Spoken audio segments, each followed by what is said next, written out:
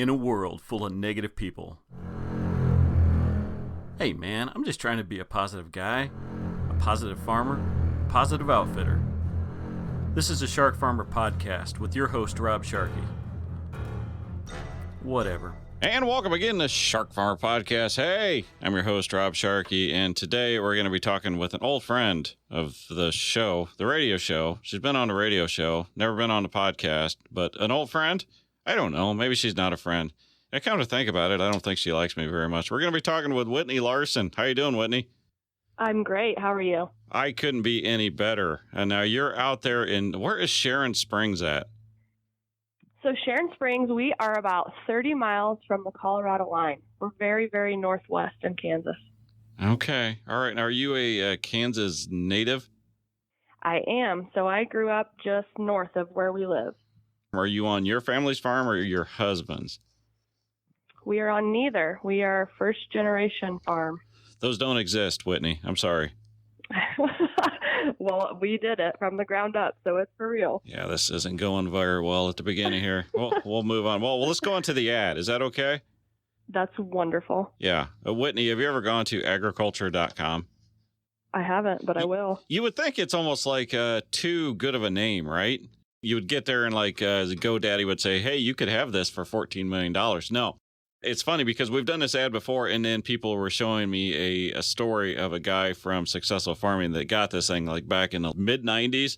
So agriculture.com is for successful farming. But if you go there, Whitney, I mean, there is like literally nothing agriculture that you can't get out of that website. You know what I'm saying?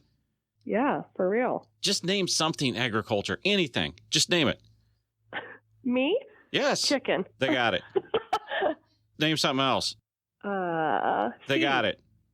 Gosh. Yeah. They got it all. They got it all. We wouldn't even believe. Markets, agronomy, feel good stuff. And also they've got some YouTubes. They've got Shark Farmer on there. They've got the segments that they do on Successful Farming TV. Those are fantastic. Well, I'll have to check it out. Yeah, you'll have to do that. Agriculture.com. Don't come at me, Whitney, and say, oh, I forgot what that name was, because you literally cannot forget what agriculture.com is, right? You can't. That's too easy. Yeah. You're a podcaster, right? I mean, how do you think that ad went? That was really good. I thought so. I mean, I thought. I think everyone's going to remember the website for sure. Yeah, I'm pretty happy with that. Today, we're talking with Whitney Larson from Sharon Springs, Kansas. Whitney, you've been around the social media. You're very popular. You've got a podcast. People actually like you. But for the few people that maybe don't know who you are, give us a little background. Okay, so I grew up in a small town. It's a very ag town, but I had nothing to do with farming, agriculture, not a single thing, which is kind of surprising because I'm obsessed with it now. But I grew up all things sport. My parents poured numerous amounts of time and money into all three of myself and my two siblings being athletes. And so we grew up basketball, volleyball, softball. We did it all. And we spent our summers in the weight room, in the gym. So everything we did was very basketball, any sport related. All right. Whoa. Let's not skip over this. What sport was your sport? My sport was basketball. And what position? A 3 position. I don't know if anyone knows what that means. Well, I mean, were you a forward, a guard, a center? Forward, yes. Okay. Could you dunk? Heck no. No? But I could shoot 3-pointers like a boss. Really? You're dropping the trays? Yes. So I played basketball in college, and I actually held the 3-point record for several years until some girl from Serbia came and beat me. Those I had 9 freaking threes in one Serbians. game. Every damn time. I'm so sick of them. They come in and they screw everything up. Oh, I know. What college? I went to Colby Community College. Ding! Yes. So I was dating Bart still, so I had the opportunity to go play at some very prestigious D2s, and I actually had one D1 offer, but I decided to move home and start my life with Bart. Ah, okay. I played a year at college, yeah. In college, you're dealing with a 3-point line that's, is that the one out from the free throw arch? Yes. You're really launching them. Yep. But that's what we did our whole growing up. So I better have been decent at it. You just grew up throwing threes? Yep. Could you drive to the hoop if you wanted to? Oh, yeah. Uh-huh. Could you do the killer crossover? Yeah. I couldn't go between my legs, though. I just couldn't do that. Who's the best NBA player of all time? Michael Jordan was my hero, so. Uh-huh. What years were you in college there? 08, 09. So, I mean, this is post-Jordan years. Who was the big deal when you were playing in college? So I had a pair of Carmelo Anthony basketball shoes. Okay. That was that era. I'm just going to move on like I know what that is. It's a person. Okay. Yeah. And I'm sure it's fantastic. All right. So you went to college because you were in love. Is that fair to say? No. So Bart lived back home where I was from. I went to college at Colby because it was close. Oh, okay. Well, how did you guys meet? A house party when I was a freshman. In college? In high school. In high school? Did you start dating then? High school sweethearts. Okay. We started dating my junior year. Well, what took you so long? I don't know. Yeah. So it wasn't love at first sight? No, not really. I actually hung out with his friend, and he hung out with my friend. It was kind of weird. I mean, hung out, is that code for dating? No, we just talked. So then we, I guess, swapped. Because then those two dated, and we dated. Huh. That's interesting how you court out there in Kansas. I mean, that's sweet. Yeah. All right. So what happened after college? So after college, I moved home, and I started working at the local grain elevator. I ran the scales for a year, and then a job opened up at a optometrist office. All right. Stop. Okay. All right. You do know the stereotypes of a scale girl, right? And I'm not saying they're true, but you know them, right? Yeah, but that wasn't me. Well, I'm just saying that all the farmers, all the truck drivers, everybody all of a sudden starts coming into the scale room to pick up their tickets when they don't really need to. And then they're in there for 15 minutes flirting with the scale girl instead of getting their ass back to the farm where the farmer's waiting for a truck. Yeah, that is a little bit real life. Yeah. Believe me, I've been the guy waiting for that truck. Oh. Okay, so then what'd you say afterwards? I went to an optometrist office to work. What were you doing there? I was like the assistant. I would help fit people's glasses and do some of the testing. Just kind of did everything, book stuff. So I worked there for 4 years. Were you honest with people when they picked a pair of glasses that made them look like a schmuck? Yeah, I was actually. I'm a very honest person. Yeah, I think that maybe too honest for some people there, but I didn't want them walking around looking like a fool. Yeah, no, I respect that. Okay. Then what? Then I got pregnant while we got married. I should add that. We got married while I was working there. I didn't just get knocked up. Okay, so when you got pregnant, did you decide you were going to stay home?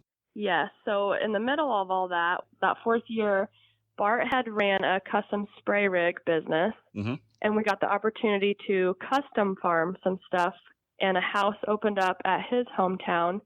So we moved here, and then it's an hour drive to where my hometown is and where we were living. And so we just decided that an hour drive in the winter and, being pregnant, then having a tiny baby, we just didn't want to do that. So we decided I would stay home. Was he a farm kid? So yes, he grew up on a pretty sizable ranch, and his grandpa farmed and his dad ran the ranch. So when we say we're first generation, we're both generational, but we're not on either one of our family farms. Gotcha. I would be third generation and he would be fourth. I mean, that's impressive. A lot of people try to do that. Doesn't always work out. What was the secret to your success? So I really think that the custom farming is what, when you're first generation, and all generations I'm sure as well, but we really had to build a relationship with that farmer before we ever got the opportunity to rent his ground. And so luckily we had a good relationship with him. We custom farmed that for 2 or 3 years, and then he asked us to rent it. And so we're still farming it now. Okay. That's what it comes down to a lot of times. I mean, yes, it takes a lot of work, a lot of skill, a lot of intelligence, but it doesn't hurt to know a guy. You know what I'm saying? Right. Yeah. Right. So yeah, we still do a lot of custom work, and I think that's why it works for us. Man, I don't like custom work. I'm just saying. Yeah. Yeah. Is it popular back there, custom work? Because a lot of people like on Instagram don't know what custom work is. I would say no, spraying, but a lot of times that's like the co-ops or, Nutrien, The someone like chemical that. company. Yeah. I mean, there's definitely some. Every time I've been asked to do it, it's literally the guy's worst farm. It's always like Right. really muddy. It's like, hey, would you be interested in going and planting that? I'm like, not It's unless. because he doesn't want to do it. Yeah. And I'm not saying I haven't done the same. I've got farms that I have not sprayed in a few years just because my pull behind sprayer is just not made for those goofy farms. And the Nutrien who we use, those sprayers are made to spray those farms. So it is what it is, right? Right. Now, when you say custom farming, are you doing from planting to harvest? So, yes, we custom farm for a guy now, and we just planted. We didn't plant his whole farm, but we planted some of his corn. We drilled some of his milo, and then we do get to harvest some of it. And then Bart also still runs the custom spray rig business, and so he sprays all of his acres as well. Well, and maybe we should explain that a little bit because there is a difference between custom farming and sharecropping, right? Right. Okay. Very much so. Do you want to explain what you do as a custom farmer? Sure. So a custom farm, so what we rent, the farm that we rent, we do shares. Mm-hmm. And we do all of our own work. So then just say this farmer over here, he doesn't want to foot the bill for equipment or doesn't have the manpower to run the equipment. So they call Bart and they say, hey, will you come plant X amount of acres for us? So we go plant it, and then we just charge per the acre. There's no shares. We just go and plant his crop and get paid to plant his crop. Mm-hmm. But it is still that farmer's crop.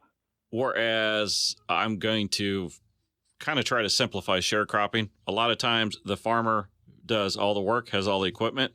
The farmer and the landowner generally split the expense bills, and then they split the crop. Right. There's all sorts of variations. There's 60-40s. There's all sorts of things I've heard. But I'm going to say in general, it's a 50-50 split of the expenses of the crop. One guy owns the ground. One guy owns all the equipment. Is that the way it is out there? So 50-50s actually aren't really heard of here. It's either 70-30 or 75-25. The landowner gets 70? No, we do. Oh, okay. No, And then the landowner gets the 30. Or you can cash rent, which is 100%. You pay them 100% of whatever per acre, and then we get all of it, but we also have all the expense. All the ones we've done is 50-50. I know there are some guys out there doing 60-40. Now, ours is the opposite. And I've even heard of a 70-30, and it's the landowner that gets the 70 out here. That's crazy. No, that's the opposite of here.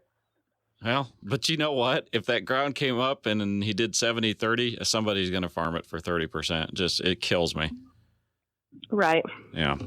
If you don't rent it, somebody will. Yes, exactly. Your passion sounds like when you were growing up was sports. Seems like from being your friend and following you on social media, your passion now seems to be all encompassing, all go, no quit agriculture.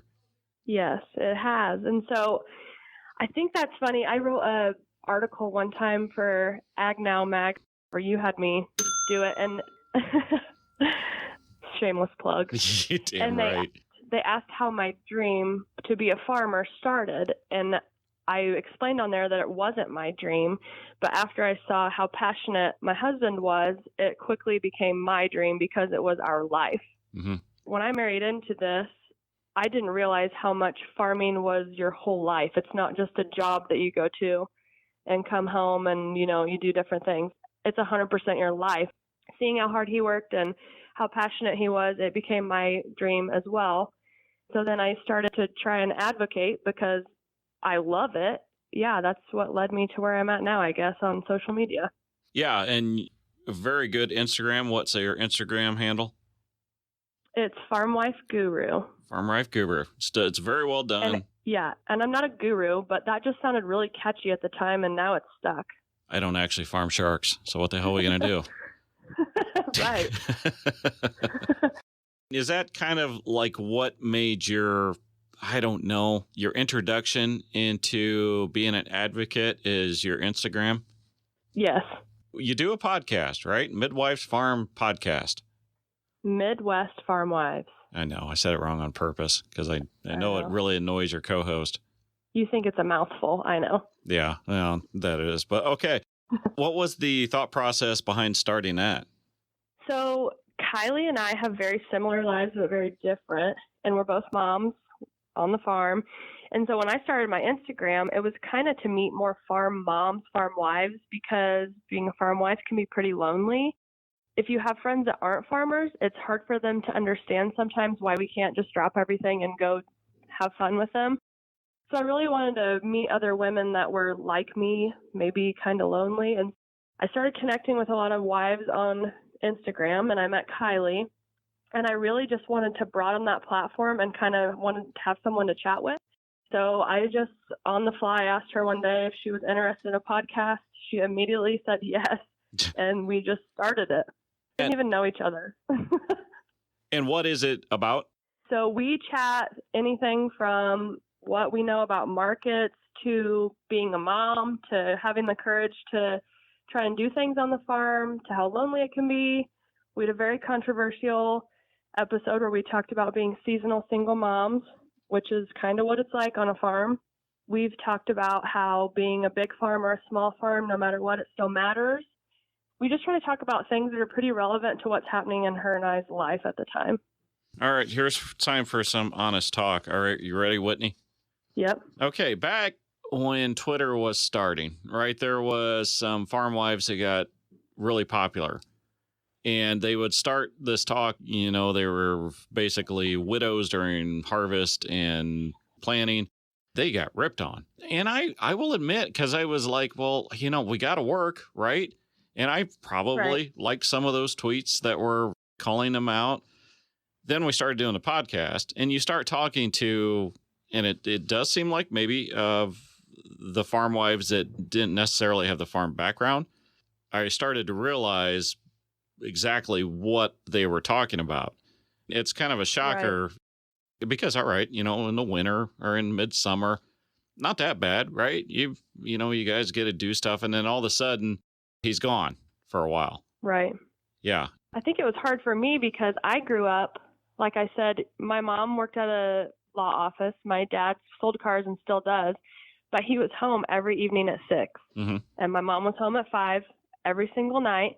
We would get home from practice. We all ate supper together. We would hang out in the evenings and then, replay of the next day. Like we always were together in the evenings. And so then when I married Bart and we moved here and I'm a new mom and I have this baby and we're not doing supper together and we're not seeing each other that much. And if I wanted to see him, I had to go to the tractor. It was just very hard to transition from my past to what my present was at the time. So that's where all of that came into play. As you've been talking about this, are other people that have been in your situation, are they reaching out to you and saying, yeah, I didn't realize it was going to be like this? Yeah, we get a lot of really good feedback. And I told Kylie, we talked the other day, that I think that's why we continue to do what we're doing, because so many women reach out and thank us for just talking real and talking about what's happening in our lives, because they all experience it. And some of them don't have friends that are near or any friends that even understand it. So it's good for them to hear that in their ears, that life is normal to feel this way. We've also interviewed a lot of farm wives that, again, they weren't from a farm and now they're married. They are much more isolated than they've ever been in their whole life. Their husband is busy. And then on top of that, if you left a career and now you are struggling with this sense of, what am I doing? What's my worth? Right. Now, have you guys delved into that at all? Yeah. Actually, my speech for the Cultivating Courage event that happened was finding your, shameless plug again, was finding your role in your operation. And so I always chat that how much you're doing or how little you're doing, it's important because it's for your operation, and that you can't compare to other wives or farm wives that you see doing stuff because you don't know their background. I run the grain carton harvest, and some women bring the meals. Well, those meals are just as important because people are relying on that as me being in a buggy. So I think it's hard for women to see that and then not compare their life thinking they're not doing enough when in reality they're doing plenty. just in a different way. And all right. I don't know if you know guys very well, but sometimes we aren't the best at, explaining our appreciation. If you're full swing planning or full swing harvest, having someone that'll run and get parts is friggin' invaluable. But Yeah. it seems like there's times where I see the people that are running for parts and they're almost downgrading what they're doing or bringing out lunches. I mean, it's just like, well, this is, I guess, all I get to do. Do you get people reaching out that are struggling with that? Yes, I do. And so then I try to reassure them that just because my life looks different than theirs, it doesn't matter how little they're doing or how much they're doing. Everyone's so different that what they're doing is important, because I'm sure their farmer is relying on that lunch getting there or those parts getting back to them, and they're important. Funny, because we as women, I feel like we need reassured so often that we're capable or that we're appreciated. And I think some of those women reach out to me, and I'm perfectly fine reassuring them because they need to know that they're important too. Yeah. And I think, too, you get on social media, it doesn't help those people that are thinking that, because then they're seeing the women that are doing the videos in the cabs or the women that are running tractors or something like that. And you probably start comparing yourself. You're thinking, well, they must be more important on the farm than I am. Right. Exactly. Last year I learned to run the combine, and I had a ton of women message me like, oh my gosh, I can't believe you do that. And it's like, you're just as capable as I am. Anyone can do it. You just need to get rid of the can't in your life and think that you can do it. So it was really fun. After harvest, I had like 4 women reach out and say, I ran the combine for the first time this year just because I saw you could do it. And it's like, that's the only reason I share my life, is because of things like that. Emily is part of the farm. She is, 50%, right? It is a team effort. She didn't run the combine until 3-4 years ago. I mean, we had kids. She was homeschooling. She was doing all the other stuff. My dad was still alive, so he could help, with parts and that.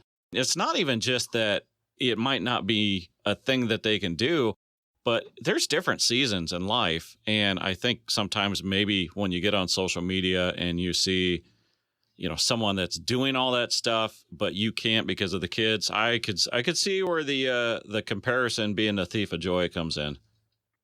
Oh, yeah, for sure. And that's the hardest part, is when you get on social media, you only see the good stuff. You're not seeing the bad things or, how they're struggling. What? And that's one thing. Come on, Whitney. Yeah, get real. There's never like terrible things on social media. So people need to realize that they're just seeing the real good stuff and not the behind the scenes bad days. A lot of people aren't showing that.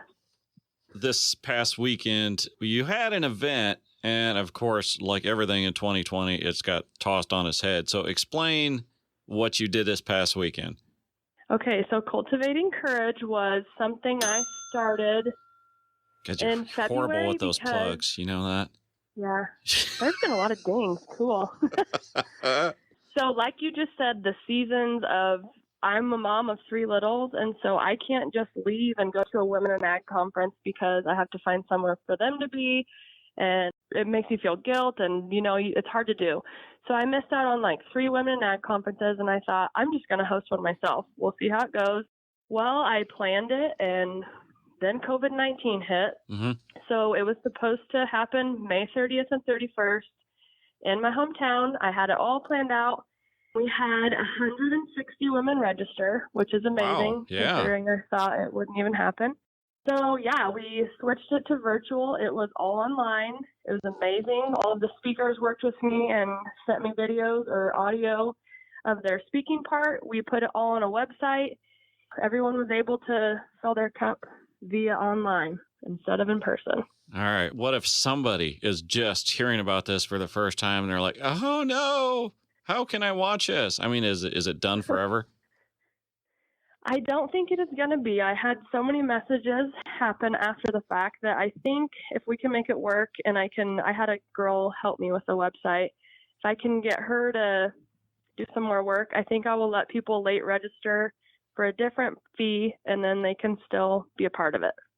That could be the benefit. I mean, you look at 2020 and all the things that have gone wrong.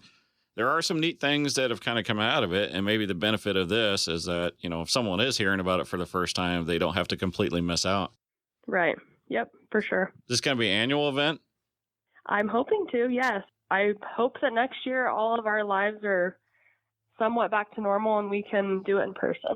Who are some of the people that spoke there? Okay, well, I had a speaking part, and Katie Dowson from Illinois, she spoke with me. We spoke on the same thing. Addie Yoder from Missouri. Oh, yeah. Kylie Epperson from Missouri. Addie's been on the show before, on the radio show. Yeah, she's a great speaker. I like her. I do too. Yeah, I like her more than you. Yeah, that's okay. Different strokes. I can't rattle you. I've been trying the whole damn time, and I just can't rattle you. That's okay. I learned to get really tough skin when I was younger, so all right. I'm good. Addie, and then Kylie. Yep, and then Meredith Bernard. Mm-hmm. Natalie Kovarik. Okay. Who else? We had Khayat Wippleman. I don't know if you know who that is, but she was just featured on People magazine and Good Morning America. Wow. For what? She lost 125 pounds in a little over a year. That's a Backstreet Boy. Yeah, that's unreal. How'd she do it? Just changed her lifestyle. So that's not going to happen. All right. Was that it? No more whiskey, Rob. No, no, it wasn't. So then we also had Brandy Buzzard. Yeah, she's been on the radio. Jess Norman. From Texas. She's the Texan without the Texan accent. Yeah, she's got Louisiana. Yeah. Then we had a local gal, Grace Hammer, talked on marketing. We had a law office talk on estate planning. Ashley White, who did the website for me, she did a QuickBooks class. Mm-hmm. And that is it. You know, I've been to one of these things. I spoke up, but it was Saskatchewan Women of Ag. I had zero idea. It was one of the most intimidating speeches I've ever done because it was like 400 chicks, right? And I had no idea what to get into. But honestly, it wasn't much different than one for the guys. I mean, there was a few more things that were geared towards women, but I mean, you were talking markets, you were talking the accounting, I mean, stuff that you would use to improve your farm. Right. And I think it's crazy nowadays. Bart and I talked the other day, we were talking about his grandparents, and I just said, did your grandma ever, run for parts or do any of that? And he said, no. My grandma just baked and made sure everyone had clean clothes and supper. And so I think that nowadays everything is so different that all of us women are more involved, that things like that, we could go to a guy's one and get just as much out of it because we're more involved. But so like you said, all that would be for both. But do you think it's intimidating for women to do that? Yes, absolutely. We had a marketing thing at our co-op here, and it's in my own hometown. Bart couldn't make it, so I thought, you know what, I'll just load the kids up. I'm going to go. I was really nervous because I was obviously the only person with kids. I was the only woman. And the marketing speaker, he would not look at me the entire time. There was 40 minutes that he didn't even look my way. Well, he asked a question one time, when do you think the best time is to make sure your grain's marketed out? And I just said, by July. And he looked at me and he said, I maybe should have been paying more attention to you. And I said, maybe you should have. From then on, he would look at me. It was crazy. So I can imagine that women are intimidated if they don't have the demeanor that I have. Any guy that ever goes into a situation where you're the only one of your kind in the room, whether it be race or sex or anything like that, it is. I can't imagine it being not intimidating for women to do this stuff. There's some women in ag that seem to embrace that and have no problem with it, but I can't imagine the first few times was easy. No, and it wasn't for me either because I'm back there having a baby on my hip, standing the whole time trying to bounce him and make sure he's quiet for me. But then when he wouldn't look at me, I thought, no way, man, I'm 50% of my farm. And when he asked that question and finally paid attention to me, I was like, was that so hard to just look at me the whole time even? Did you have an attitude after that? A little bit of one. If you can imagine. Oh, I can imagine. You said one thing to me that I want you to explain. You said that you believe in sharing your story no matter how small. What do you mean by that? So I think that I have done this online as well, but when I first started, it's like, wow, well, we don't farm as much as them, or they have a giant piece of equipment. Ours isn't that big. I'm not going to share that because I'm embarrassed it's smaller. Well, that doesn't matter because it's your blood, sweat, and tears that's going into whatever you're passionate about or your farm or your ranch. You should feel confident enough to share about it. Even if it's your life, share it because it's yours. It's your baby. And me getting on here today, I know I talked to Rob before this that I was nervous because I didn't think that my story was extravagant enough or that my past was big enough to talk about. Whoa, which I hear every frickin' week, but please continue. I'm sure you do, but so I had to pep talk myself that that's why I share, is so that women feel more confident to do so. So I thought, you're preaching to the choir, Whitney, by not getting on and talking with Rob about your story. Or, it always goes back to like acres. It's like, well, we don't farm 10,000 acres, so I probably shouldn't get on and talk about our farm. Well, that doesn't matter. If you have 2 acres of a garden or 10,000 you're farming, it still matters because it's yours. Believe me, I've been on social media a long time, and there's been times where I watch an account and it's like, my gosh, I mean, how am I supposed to compete going down the road with someone like that, with that size of equipment, that size of a farm? Then, I mean, you see them gone. You see the farm selling out. So, I mean, it's easy to get in the mindset to where everything's shiny there, all the acres that they're doing, everything's just going magically for them. Well, I mean, a lot of times it's not. I mean, if it's not profitable, or if they've got a lot of old money behind them, it's stuff like that. But yet I'll still do it today. I'm like, my gosh, how can you justify having literally $750,000 sitting right there in the field running a brand new equipment? But I and still you don't know the backstory on any of it. Exactly. So do I. Yeah, I'm the same way. But I look at my old stuff and I go, oh, okay. Right. So last year we planted all of our acres, same amount of acres, maybe a few more now, with a 12-row. Well, we came on an auction. Things aren't very good right now in the farming world. Well, a bunch of auctions are happening. Mm-hmm. We came across a 36-row and got a smoking deal on it, or we would have never done it. So I was the girl last year like, oh my gosh, that planter's huge. Like, I'm not going to share a picture of ours. And then this year I'm the opposite.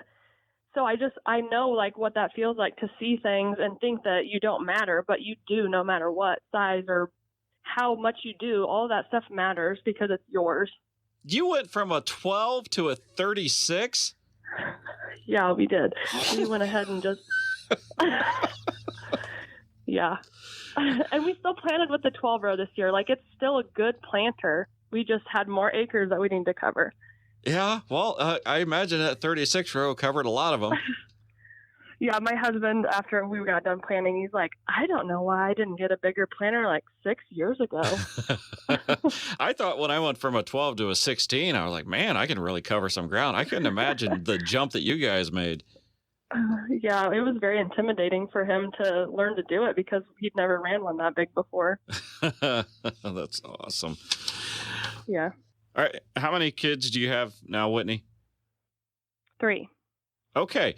It seems like earlier that you were talking about sports and how that influenced. I mean, was that right? Yes, 100%. So I never really thought about it until the past few years about how much being an athlete brought me to where I'm at today. Like, everything that I am today is because of what I learned in athletics and what my parents instilled in us. And just like, your work ethic, you have to bust your butt to get better and keep doing your best. And we learned resilience and leadership. We had to get tough skin. When I was a freshman in high school, I'm not going to lie, I was very naturally athletic and I played varsity in every sport. Well, none of the seniors liked me because I took their spot. So I had to learn really early to have some tough skin and learn that not everyone's for me, and just to keep my eyes focused where I need to go and do what I need to do. My maiden name is Archer, and so we always said, like, archers don't quit, and archers don't start something and not finish it. So all of that just resonates with my life now. Like, being a farmer, all of those things are exactly what we learned when we were younger. You going to try to instill that in your kids? I am, and you know what? I'm a little nervous because Bart wasn't an athlete. I would really like some athletic kids. So I hope they get my genes. Have you seen The Last Dance? No, I haven't. I have not either, but I saw the clip where Michael Jordan talks about him being a leader and how he wasn't liked, but, you know, he would never ask people to do anything that he wouldn't do. It's a fantastic quote on leadership and just how you aren't going to have everybody liking you if you're going to push people. No. Yeah. Now, that does transition from sports over to agriculture, doesn't it? Oh, absolutely. You know, Bart and I were both in our 30s, and when we moved back here, we were both in our young 20s. And there was a lot of people that didn't like us because of our equipment or what we drove or getting acres. You know, it was hard because we think that we're working hard enough. We deserve the things that we're getting.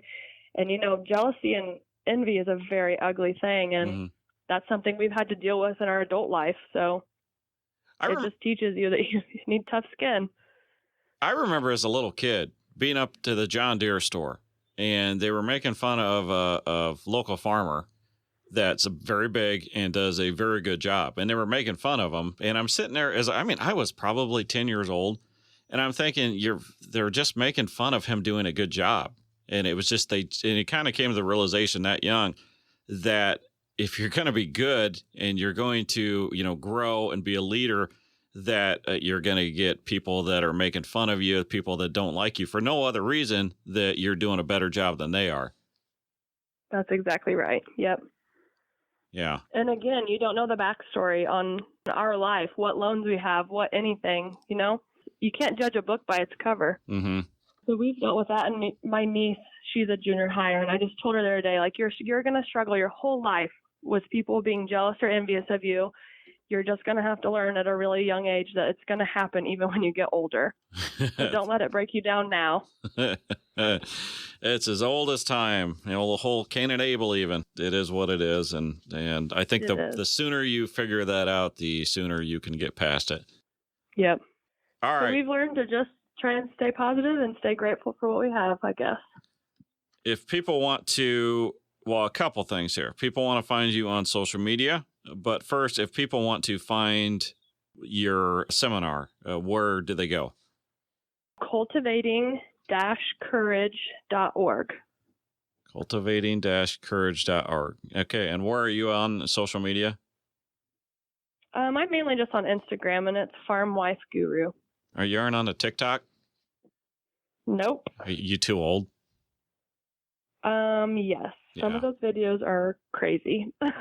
I think it's mainly for the kids, and I don't understand them all. And the other thing is, there's so many times like you're watching something on TikTok and interesting, and they say, if you want to see the rest of it, hit a like.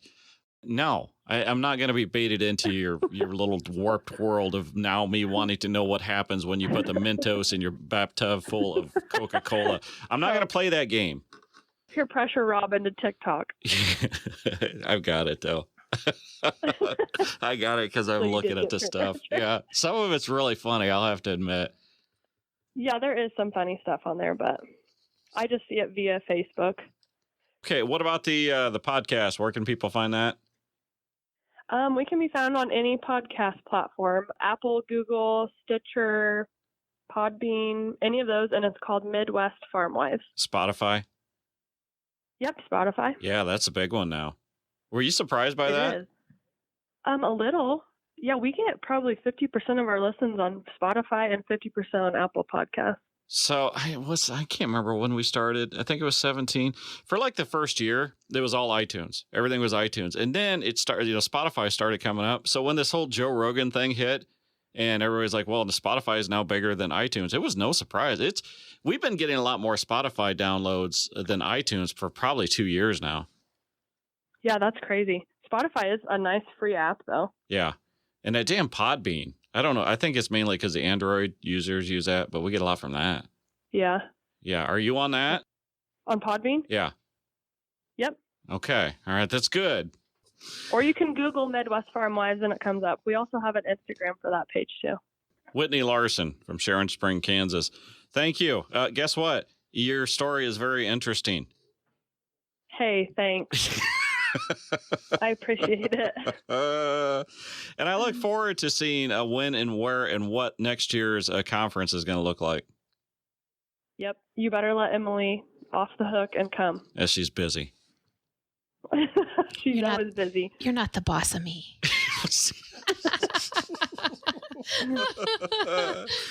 Whitney, thank you so very much. And everybody else, we hope you catch us next week. And thank you for listening to the Shark Farmer Podcast. I am your host, Rob Sharkey. Please visit us at www.sharkyfarms.com. And just search for Shark Farmer to follow me on Twitter.